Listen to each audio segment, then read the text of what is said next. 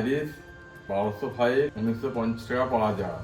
বন্ধুরা, আজ আমি আপনাদের জন্য নিয়ে এসেছি লঙ্কা ও টমেটো গাছে সঠিক সার ও ওষুধ ব্যবহারের পদ্ধতি, যা প্রত্যেকের চাষির জন্য খুবই দরকারি। আমরা জানি সঠিক সার আর ডোজ না দিলে ফলন ভালো হয় না।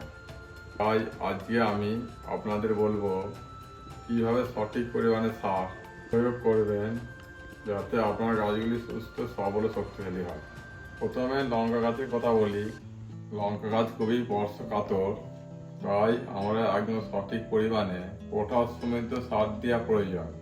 প্রত্যেকটি গাছের জন্য একবার করে প্রতি সপ্তাহে প্রয়োগ করলে লঙ্কা গাছে মাঝে মাঝে ক্যালসিয়াম সমৃদ্ধ সার দেওয়া ভালো, কারণ এটি ব্যাকটেরিয়া প্রতিরোধ করতে সাহায্য করে। আমাদের এখানে আইরিশ 1205 1950 টাকা পাওয়া যায়। আপনাকে মিনিমাম অর্ডার করতে হবে 15টারও অধিক, তবে আমরা এই রেটে দিতে পারবো। এবার আসি টমেটো গাছের দিকে। টমেটো গাছের জন্য ফসফরাস এবং পটাশ খুবই জরুরি, কারণ এগুলি ফুল আর ফলে। টমেটো গাছের জন্য আমরা ফসফরাস আর পটাশ সার প্রতি গাছে প্রতি সপ্তাহে একবার করে দেওয়া উচিত।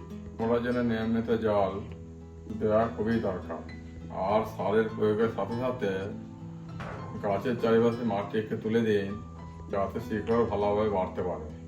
এই নিয়ম মেনে চললে আপনি দেখবেন আপনার লঙ্কা টমেটো গাছগুলো অনেক সুন্দর, স্বাস্থ্যবান এবং প্রচুর ফলন দেবে। চাষের কাজে আপনার এগুলো নিয়মিত প্রয়োগ করলে আপনার পরিশ্রমের ফল আপনি সহজে পেতে পারবেন। ধন্যবাদ। আরও ভালো করে চাষ করুন।